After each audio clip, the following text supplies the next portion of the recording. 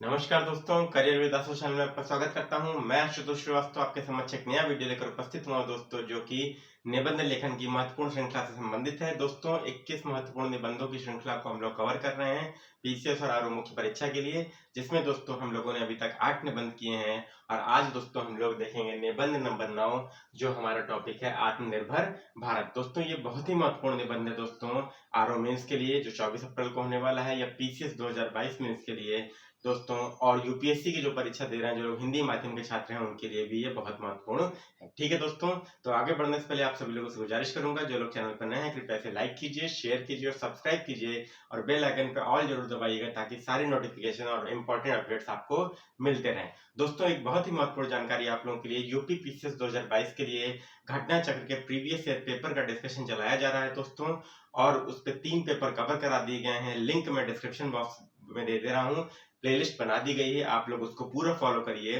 150 में से दोस्तों 100 क्वेश्चन आपको प्रारंभिक परीक्षा में आराम से दोस्तों आप सही कर लेंगे उस प्रीवियस ईयर डिस्कशन की सीरीज से। ठीक है दोस्तों, तो उसको जरूर फॉलो कीजिए। लिंक मैं डिस्क्रिप्शन बॉक्स में दे दे रहा हूँ, प्लेलिस्ट बना दी गई है। और निबंध दोस्तों जो 8 निबंध कराए गए हैं दोस्तों, उसको देखने के लिए प्लेलिस्ट का लिंक डिस्क्रिप्शन बॉक्स में है।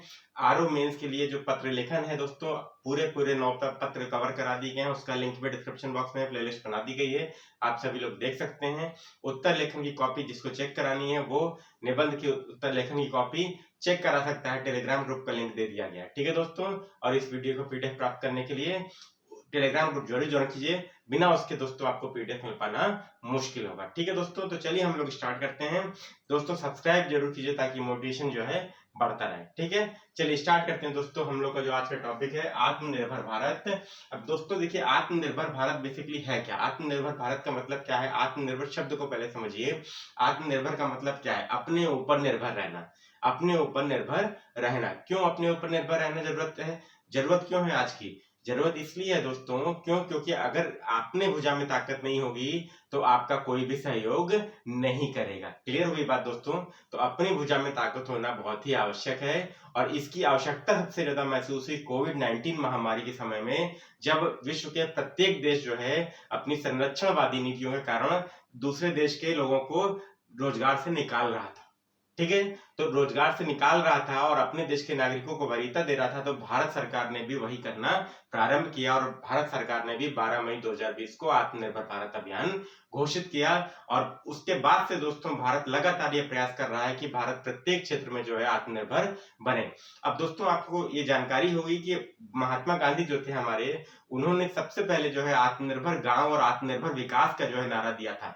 और दोस्तों हमारे संविधान का जो अनुच्छेद 40 है, ग्राम पंचायतों की स्थापना और संगठन का जो निदेशक सिद्धांत है दोस्तों, वो निदेशक सिद्धांत जो है वो एक गांधीवादी सिद्धांत है। और उन्होंने ये कहा था दोस्तों कि डिसेंट्रलाइज्ड डेवलपमेंट मतलब आपका जो क्या होना चाहिए, आपका जो विकास होना चाहिए वो ऐसा होना चाहिए कि आपका हर जिला विकसित हो। हर जिला विकसित होगा तो राज्य विकसित होंगे, और राज्य विकसित होगा तो देश ऑटोमेटिक विकसित होगा। तो ये उनका विकास का मॉडल था, जिसको क्या हुआ, जो क्या है, यो नियोजित विकास नहीं है। लेकिन नेहरू जी का मॉडल क्या था? नेहरू जी का मॉडल था नियोजित विकास का, प्लान डेवलपमेंट का। तो बाद में जो है नेहरू जी का मॉडल जो है उसको अपनाया गया, और गांधी जी के मॉडल पे काम नहीं किया गया। लेकिन 1990 के बाद, और विशेष रूप से अगर देखिए 2014 के बाद जो भारत सरकार है, वो क्या कर रही है? वो डिसेंट्रलाइज डेवलपमेंट पे काम कर रही है, वो ग्रास रूट डेमोक्रेसी पे काम कर रही है, ग्रास रूट डेवलपमेंट पे काम कर रही है। ठीक है दोस्तों, तो वो डेवलपमेंट क्या है दोस्तों? डेवलपमेंट का मॉडल मैं आपको बता रहा हूँ। आपने ये पिरामिड का शेप आप देख रहे हैं दोस्तों, ये दोस्तों आपका क्या है? ये आपका जिला है, ये जिला है दोस्तों, ये आपका राज्य है, और ये आपका दोस्तों ये आपका देश है। जब जिले विकसित होंगे दोस्तों तो राज्य अपने आप विकसित होगा, और राज्य विकसित होगा दोस्तों तो देश भी अपने आप विकसित होगा। तो दोस्तों ये मॉडल जो है वो आपका ये आत्मनिर्भर विकास का मॉडल है दोस्तों, आत्मनिर्भर भारत का एक मॉडल है, जिसको वर्तमान समय में क्या किया जा रहा है? फॉलो किया जा रहा है। ठीक है, और यही गांधीवादी संकल्पना भी थी। ये अनुच्छेद 40 जो है हमारा, वो इसी से प्रेरित था। क्लियर होगी बात दोस्तों? जिसको 73वें संविधान संशोधन अधिनियम द्वारा क्या किया गया? ग्राम पंचायतों को या पंचायतों और नगर निगम को संवैधानिक दर्जा प्रदान किया गया। क्लियर होगी बात दोस्तों? क्यों? क्योंकि महत्व समझ में आया ना दोस्तों, महत्व 1992 में समझ में आया कि संवैधानिक दर्जा देना पड़ेगा। अगर हमें क्या करना है, अगर हमें पंचायतों का विकास करना है, तो अगर हमें नगर निगम का विकास करना है, तो हमें क्या करना पड़ेगा? हमें शक्ति देनी पड़ेगी, संवैधानिक शक्ति देनी पड़ेगी, हमें वित्तीय सपोर्ट देना पड़ेगा। अगर नहीं देंगे तो आप ये समझिए ना तो डिस्ट्रिक्ट डेवलपमेंट होगा और ना ही पंचायत स्तर पर डेवलपमेंट हो पाएगा। क्लियर होगी बात दोस्तों?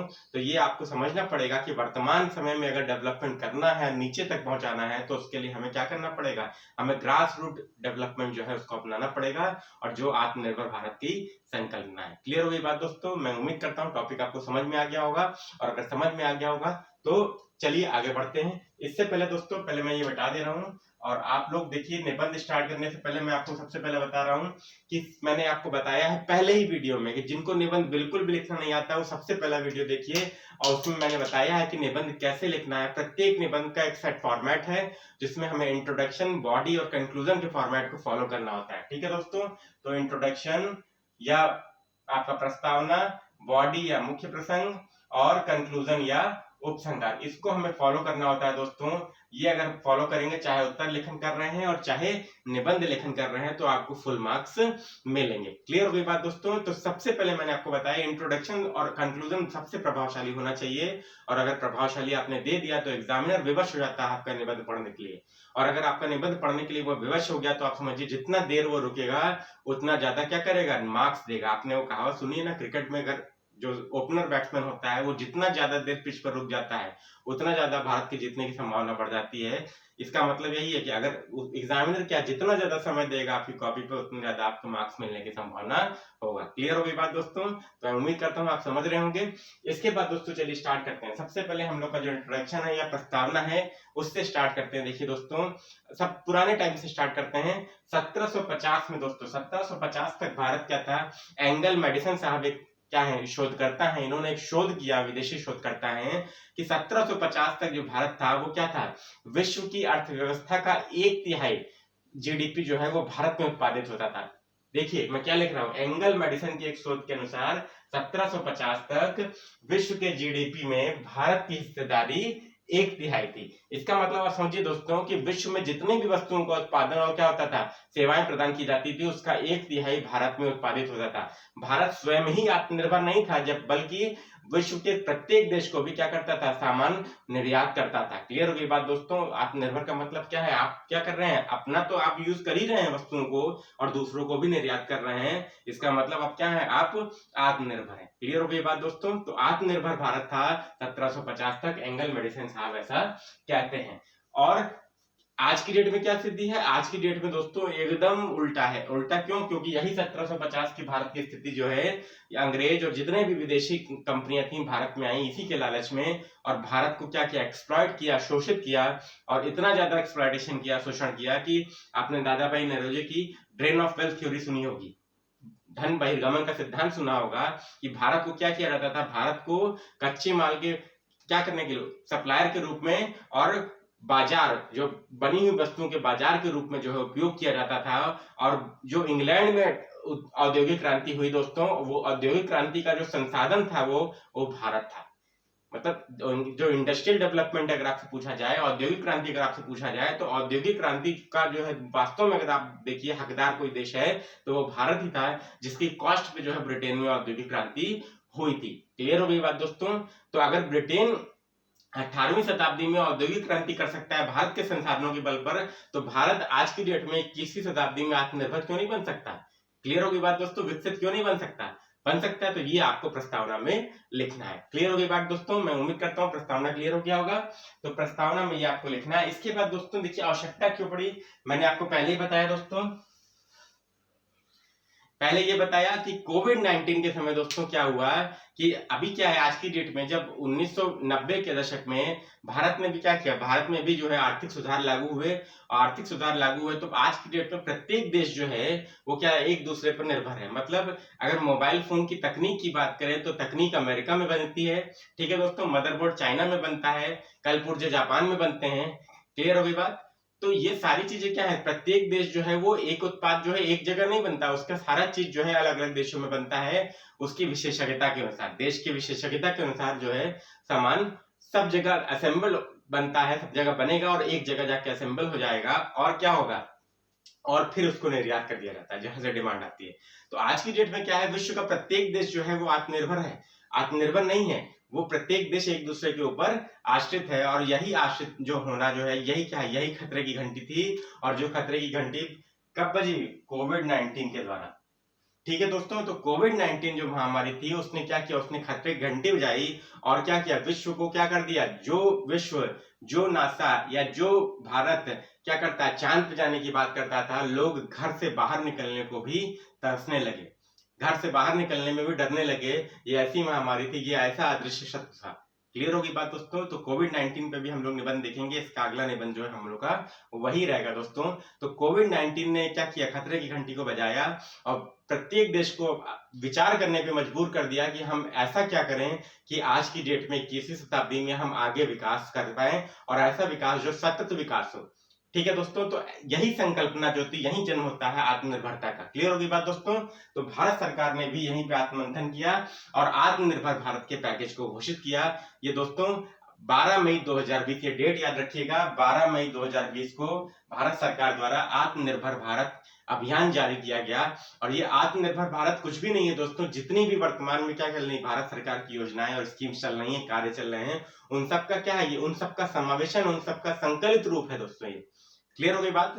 तो ये आत्मनिर्भर भारत जो है घोषित किया गया अभियान दोस्तों, ये बेसिकली था क्या, 20 लाख करोड़ रुपए का आर्थिक पैकेज घोषित किया गया, जिसमें जो लॉकडाउन लगाया गया था और उसके बाद जितनी भी वेव आई कोविड की, भारतीय अर्थव्यवस्था को बचा लिया दोस्तों डूबने से। अगर ये पैकेज नहीं घोषित किया गया होता तो आप समझिए कि वर्तमान समय में जो भारत की अर्थव्यवस्था है, जितनी भी जॉब्स बच पाई हैं, ये बिल्कुल, वैसे बची तो बहुत कम है, लेकिन जितनी भी बच पाई हैं, जितनी भी सरकारें काम कर पा रही हैं, जितना भी स्वरोजगार दे पा रही हैं, जितना भी रोजगार दे पा रही हैं, उसका केवल और केवल दोस्तों, अगर आप समझिए डूबते को तिनके का सहारा अगर बोला जाए तो वो आत्मनिर्भर भारत पैकेज ही था। क्लियर होगी बात दोस्तों?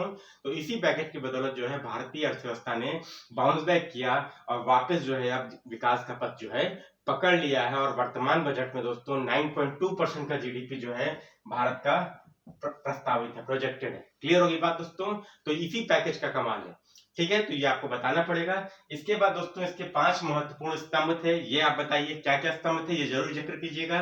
पहला दोस्तों अर्थव्यवस्था, दूसरा अवसंरचना, तीसरा प्रौद्योगिकी, चौथा गतिशील जनसांख्यिकी ऊर्जा, मतलब जो हमारी जनसांख्यिकी, भारत इस समय विश्व का सबसे युवा देश है, उसकी ऊर्जा को हमें इस्तेमाल करना है। इसके बाद दोस्तों भारत की मांग आपूर्ति श्रृंखला, मतलब इस समय विश्व में सबसे one of the biggest market में इंडिया है दोस्तों, और विश्व की सबसे बड़ी बड़ी कंपनियां जो है भारत में सामान जरूर बेचना चाहती हैं। क्यों? क्योंकि भारत सबसे बड़ा बाजार है।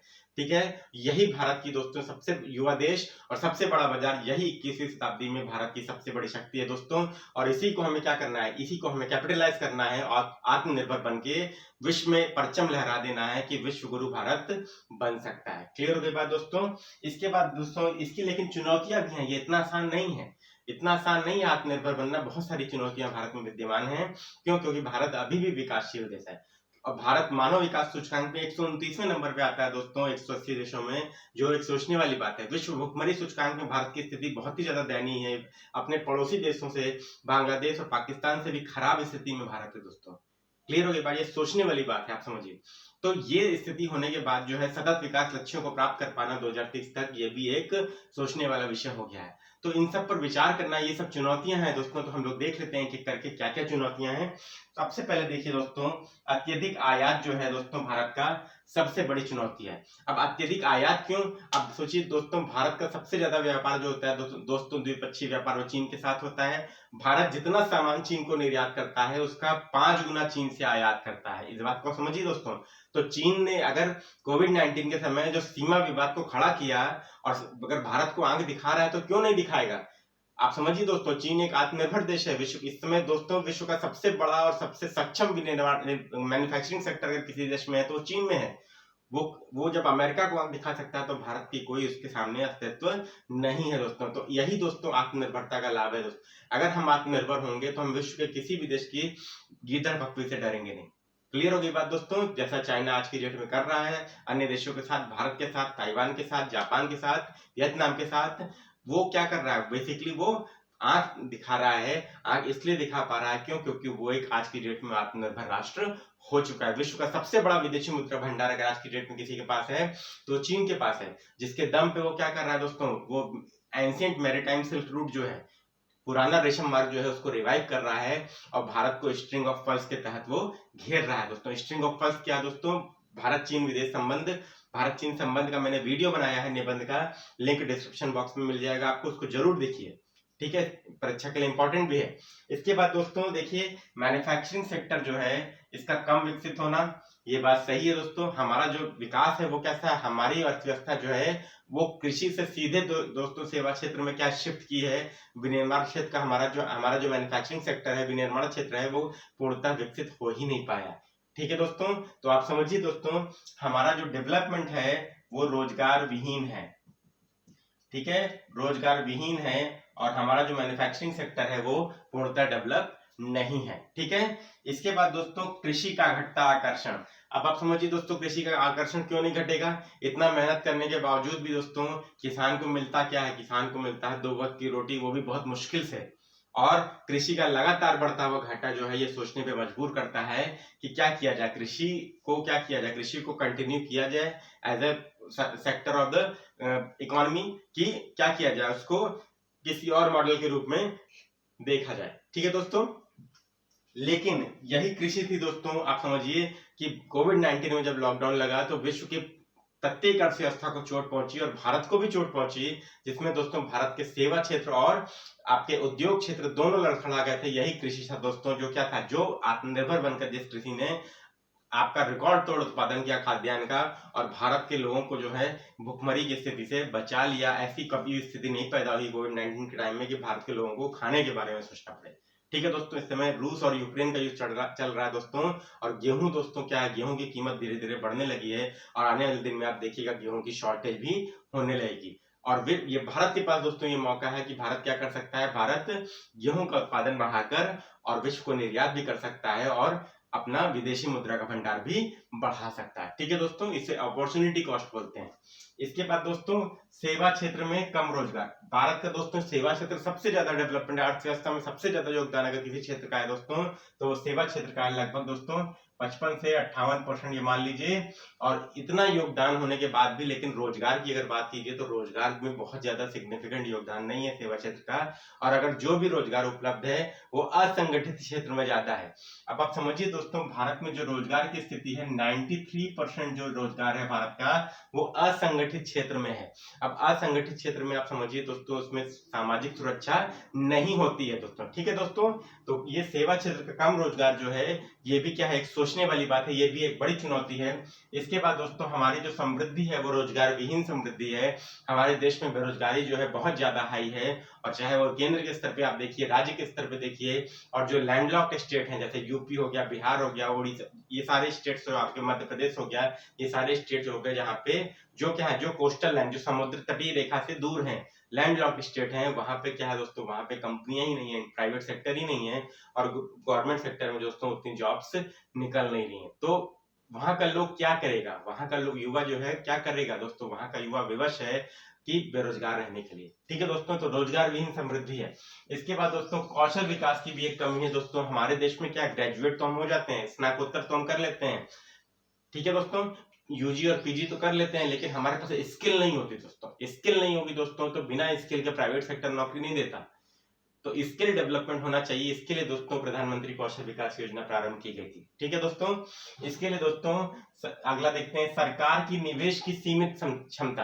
अब दोस्तों देखिए, सरकार की निवेश की सीमित क्षमता है। क्यों सीमित क्षमता है दोस्तों, क्योंकि सरकार को क्या करना है, सरकार को जो कंपल्सरी एक्सपेंडिचर है, जो विदेशी ऋण है, उसको भी चुकता करना होता है बजट में सबसे पहले। उसके बाद दोस्तों भारत के जितने भी क्या है उच्च पदाधिकारियों उनका वेतन जो है, इसके बाद संसद का खर्चा, बाकी सारे खर्चे निकालने के बाद उसके बाद दोस्तों सबसे महत्वपूर्ण खर्चा जो है सरकारी योजनाओं में जो खर्चा होता है, गवर्नमेंट स्कीम्स में, जो क्या है बिलो पॉवर्टी लाइन के लोग हैं उनको जो क्या, उनको जीविका देने के लिए, उनका जीवन निर्वाह करने के लिए जो खर्चा सरकार करती है, वो खर्चा हटाने के बाद सरकार के पास बहुत पैसा बचता नहीं है दोस्तों कि वो क्या कर सके, पूंजीगत व्यय में ज्यादा लगा पाए और डेवलपमेंट कर सके, ठीक है दोस्तों। तो क्या चाहिए, सरकार को निवेश सीमित क्षमता है, और विदेशी निवेश सरकार को क्या है एक जिस सीमित मात्रा में मिलता है, सीमित क्षेत्र में मिलता है, ज्यादा जो है वो रोजगार सेवा क्षेत्र में जो है निवेश आता है, ठीक है दोस्तों। तो सेवा क्षेत्र में एफडीआई ज्यादा आता है, मैन्युफैक्चरिंग में उतना एफडीआई आता नहीं है, क्लियर होगी बात। तो ये आपको बताना पड़ेगा, सीमित क्षमता है। और भारत का निजी क्षेत्र जो है दोस्तों, आप समझिए भारत का निजी क्षेत्र जो है ट्विन बैलेंस शीट सिंड्रोम से जूझ रहा है। इस बात को समझिए। अगला पॉइंट ही है मेरा, बैंक और भारत के कॉर्पोरेट जो है वो ट्विन बैलेंस शीट सिंड्रोम में, देखिए मैंने ये लिखा हुआ है। ट्विन बैलेंस शीट सिंड्रोम क्या है दोस्तों, समझ लीजिए इसको, कि एक तरफ बैंक क्या है, बैंक एनपीए की समस्या से जूझ रहे हैं, बैंक के लोन की रिकवरी नहीं हो पा रही है, जो बड़े बड़े लोन दिए हैं, आपने सुना होगा नीरव मोदी, विजय माल्या जैसे लोग जो है भाग के दूसरे देश में शरण ले लेते हैं, और एक्स्ट्राडिशन जो है ट्रीटी जो है भारत सरकार उनको आज भी जो है वापस नहीं ले आ पाई है। ठीक है दोस्तों, प्रत्यर्पण संधि जो है वो नहीं इतनी आसानी से जो है उनको सरेंडर नहीं करने दे रही है, जिसके कारण जो है भारत सरकार क्या कर रही है, भारत सरकार इस एनपीए की, भारतीय बैंक जो है वो एनपीए की समस्या से जूझ रहे हैं। इसके बाद दोस्तों कॉर्पोरेट्स जो है भारत के, वो क्या कर रहे हैं, उनका घाटा इतना ज्यादा बढ़ गया है कि वो कोई भी नया निवेश करने के लिए राजी नहीं है। अब भारत जो है विदेशी निवेश पर निर्भर है, और विदेशी निवेश भी दोस्तों आप समझिए भारत की, आप समझिए जितनी भी स्टार्टअप कंपनियां हैं, आप समझिए जितनी भी स्टार्टअप कंपनियां हैं उसमें से दोस्तों 2/3 कंपनियों में चीनी निवेश आज की डेट में है। ठीक है दोस्तों, यूनिकॉर्न स्टार्टअप कंपनियों में 2/3 कंपनियों में चीनी निवेश है, ये एक सोचने की बात है दोस्तों। क्लियर हो गई बात। इसके बाद दोस्तों समझिए स्वास्थ्य, शिक्षा, असमानता। स्वास्थ्य की बात कर लेते हैं दोस्तों, तो कोविड-19 में स्वास्थ्य सेवाओं को बुरी तरह से चरमरा दिया गया, स्वास्थ्य सेवाओं की रियल में टेस्टिंग हो गई, जितनी टेस्टिंग कभी आज तक नहीं हो पाई आजादी के बाद। तो दोस्तों ये समझ में आया सरकारों को कि स्वास्थ्य पे काम करना पड़ेगा, स्वास्थ्य का बजट बढ़ाना पड़ेगा, और भारत सरकार ने क्या किया, भारत सरकार ने भी इस पे काम करना शुरू कर दिया है। अब वर्तमान स्थिति आप देख लीजिए दोस्तों, डब्ल्यूएचओ कहता है कि भारत में विश्व में प्रत्येक 1000 व्यक्ति पर एक डॉक्टर होना चाहिए, लेकिन भारत की स्थिति क्या है दोस्तों, भारत की स्थिति है, भारत में 1445 लोगों पर एक डॉक्टर है। आप इस बात को समझिए, 1445 लोगों पर एक डॉक्टर है भारत में, लेकिन डब्ल्यूएचओ का मानक क्या है, डब्ल्यूएचओ का मानक ये है। और यूपी की बात करें तो यूपी में दोस्तों 3700 लोगों पर एक डॉक्टर है। ठीक है दोस्तों, तो 3700 लोगों पर एक डॉक्टर है, तो आप समझिए स्वास्थ्य सेवाओं की स्थिति कितनी दयनीय है। इसके बाद दोस्तों शिक्षा की बात कर लेते हैं। तो शिक्षा में दोस्तों देखिए क्या है बेसिकली, कि शिक्षा की स्थिति भी बहुत अच्छी नहीं है। भारत में जो शिक्षा का स्तर है, आज भी दोस्तों 30% आबादी भारत की क्या है, वो अशिक्षा से ग्रसित है। ठीक है, और ग्रामीण क्षेत्रों की बात करें तो 40% हो जाता है ये रेशियो। और दोस्तों अगर हम डिजिटल शिक्षा की आज की डेट में बात कर रहे हैं, डिजिटल शिक्षा में अगर 35% लोग भारत में केवल जो है जिनके पास इंटरनेट की पहुंच है, तो डिजिटल शिक्षा उनको कैसे दिलाई जा सकती है। ठीक है दोस्तों, ये भी एक सोचने वाला विषय है। ठीक है, तो ये सब आंकड़े आप जो है लिखिएगा। असमानता दोस्तों जो है भारत में क्या है, भारत में दोस्तों ऑक्सफैम की रिपोर्ट के अनुसार 1% व्यक्ति जो है भारत का, वो देश की 73% पूंजी को अपनी तिजोरी में रखता है। ये दोस्तों भारत में असमानता की स्थिति है। ठीक है, ये भी सोचने वाली बात है। इसके बाद दोस्तों अनुसंधान में कम खर्च। भारत दोस्तों जीडीपी का केवल 0.7% खर्च करता है अनुसंधान पर, और जीडीपी का केवल 0.7% खर्च करता है, और जापान जैसा छोटा देश जो है जीडीपी का 3.2% खर्च करता है।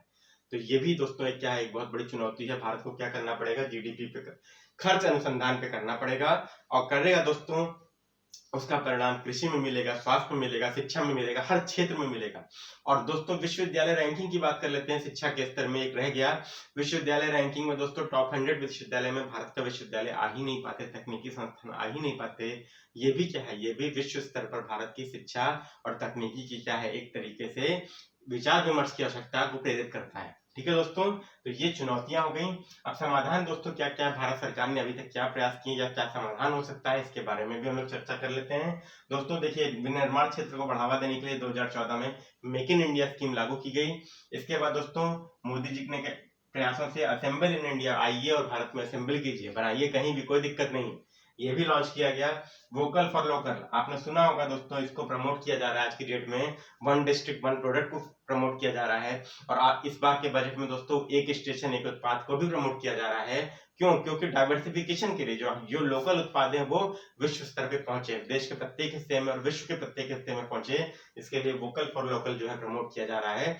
आपने उदाहरण सुना होगा गोरखपुर का टेराकोटा, बनारस की साड़ियां, ठीक है दोस्तों, तमिलनाडु का पंचामृत, केरल की तिरूर सुपारी, ये सारे उत्पाद जो है क्या है आपके वोकल फॉर लोकल के लिए फेमस है दोस्तों। इनको प्रमोट करना पड़ेगा, जितना हम कर रहे हैं उससे कहीं ज्यादा करने की आवश्यकता है।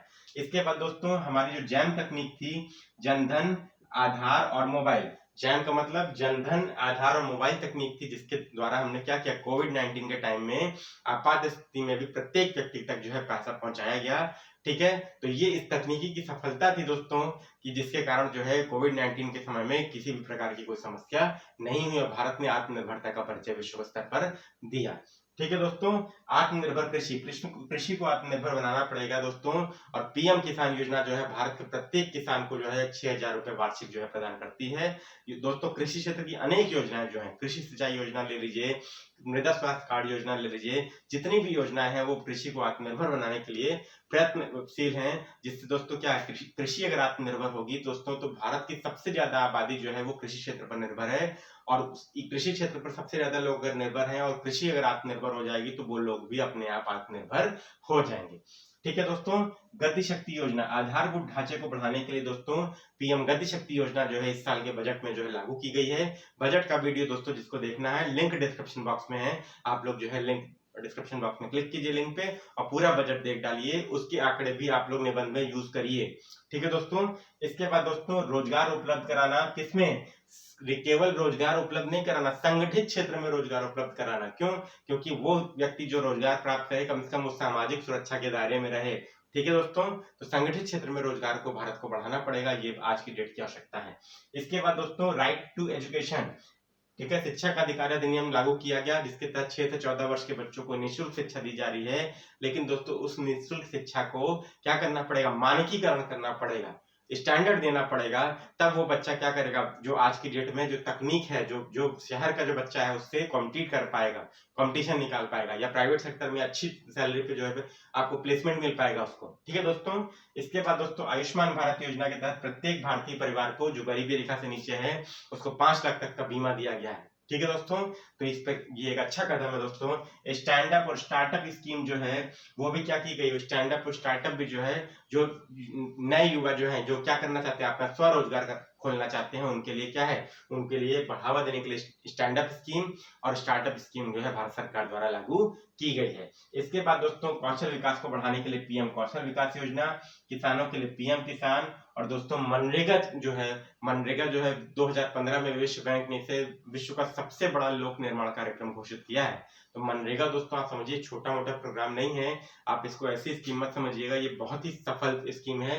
और आज की डेट में कोविड-19 जैसे एरा में अगर किसी स्कीम में सबसे ज्यादा रोजगार प्रदान किया प्रवासी मजदूरों को या जिन जो पलायन करके घर जा रहे थे, वो मनरेगा ही थी। ठीक है दोस्तों, तो इसको आपको हाईलाइट करना चाहिए ये समाधान के रूप में। ठीक है, इसके बाद दोस्तों आपको आखिरी में बताना पड़ेगा कि अगर भारत की 130 करोड़ आबादी दृढ़ निश्चय कर ले तो भारत को आत्मनिर्भर बनने से कोई रोक नहीं सकता। लेकिन इसके लिए क्या चाहिए दोस्तों, इसके लिए सरकार के स्तर पर राजनीतिक इच्छा शक्ति चाहिए, प्रशासन के स्तर पर दृढ़ निश्चय चाहिए और नागरिकों के स्तर पर सहयोग और भागीदारी चाहिए, जिससे हम क्या कर सकें, आत्मनिर्भर बन सकें। और अगर नागरिक आत्मनिर्भर होंगे दोस्तों तो भारत भी आत्मनिर्भर हो जाए। ठीक है दोस्तों, क्यों? क्योंकि अगर नागरिक संतुष्ट नहीं होगा तो समाज नहीं संतुष्ट हो सकता, और समाज संतुष्ट नहीं होगा तो राज्य नहीं होगा, और राज्य संतुष्ट नहीं होगा तो देश का भी संतुष्ट नहीं होगा, और अगर देश संतुष्ट नहीं हुआ तो आत्मनिर्भर बनने के बारे में हम सोच नहीं सकते। ठीक है दोस्तों, तो उम्मीद करता हूँ वीडियो आपको अच्छा लगा होगा। अच्छा लगा तो प्लीज इसे लाइक कीजिए, शेयर कीजिए और चैनल को सब्सक्राइब कीजिए। दोस्तों प्रीवियस ईयर पेपर का डिस्कशन जो है घटना चक्र के यूपीपीसीएस के लिए बहुत ही इंपॉर्टेंट है, लिंक डिस्क्रिप्शन बॉक्स में है, आप सभी लोग उसको देखिए और चैनल को लाइक सब्सक्राइब कीजिए और शेयर कीजिए ताकि मैक्सिमम लोगों को बेनिफिट मिल सके। ठीक है दोस्तों, थैंक यू।